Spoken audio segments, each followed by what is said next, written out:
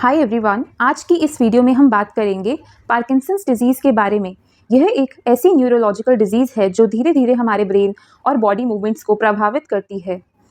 इस वीडियो में हम जानेंगे पार्किंसंस डिजीज़ क्या है, इसके सिम्टम्स क्या होते हैं, इसके कॉजेज़ क्या हैं, इसके रिस्क फैक्टर्स कौन कौन से हैं, इसका डायग्नोसिस कैसे किया जाता है और इसका ट्रीटमेंट क्या है। तो चलिए शुरू करते हैं। What is Parkinson's disease? Parkinson's disease एक प्रोग्रेसिव न्यूरोलॉजिकल डिसऑर्डर है। इसका मतलब है कि यह बीमारी समय के साथ धीरे धीरे बढ़ती जाती है। यह मुख्य रूप से ब्रेन के उस हिस्से को प्रभावित करती है जो हमारे बॉडी मूवमेंट्स को कंट्रोल करता है।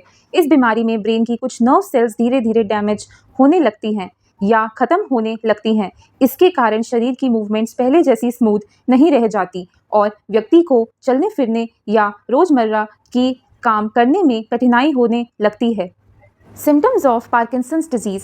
पार्किंसंस डिजीज़ के सामान्य सिम्टम्स हैं हाथों या शरीर के किसी हिस्से में ट्रेमोर यानी कंपन होना, स्लो मूवमेंट यानी शरीर की मूवमेंट्स का धीरे धीरे होना, मसल्स में रिजिडिटी यानी अकड़न महसूस होना, बैलेंस बनाए रखने में परेशानी और बार बार गिरने का खतरा। कुछ लोगों में मेमोरी प्रॉब्लम्स भी हो सकती हैं।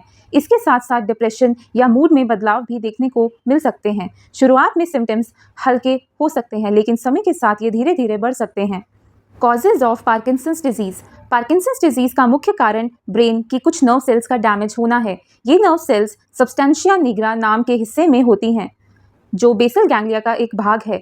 यह हिस्सा हमारे बॉडी मूवमेंट्स को कंट्रोल करने में महत्वपूर्ण भूमिका निभाता है। जब ये नर्व सेल्स कम होने लगती हैं तब डोपामिन नाम का केमिकल भी कम बनने लगता है।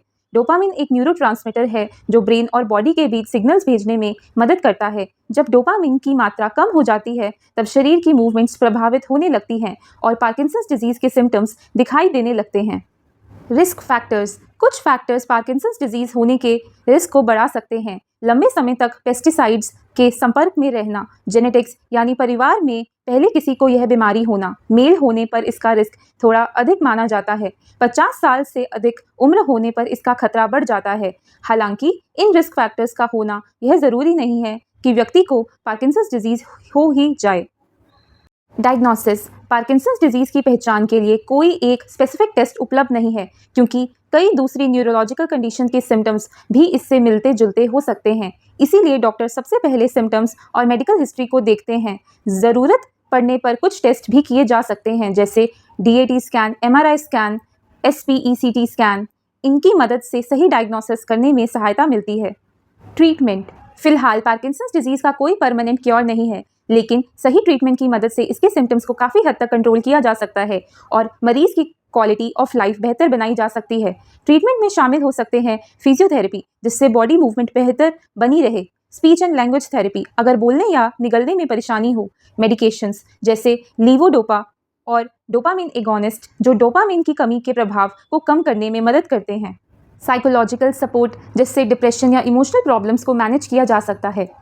तो यही है पार्किंसंस डिजीज़ की पूरी जानकारी। उम्मीद है कि अब आपको समझ आ गया होगा कि पार्किंसंस डिजीज़ क्या है, इसके symptoms, causes, risk factors, diagnosis और ट्रीटमेंट क्या है। फिर मिलते हैं एक और नई और इंटरेस्टिंग मेडिकल टॉपिक के साथ।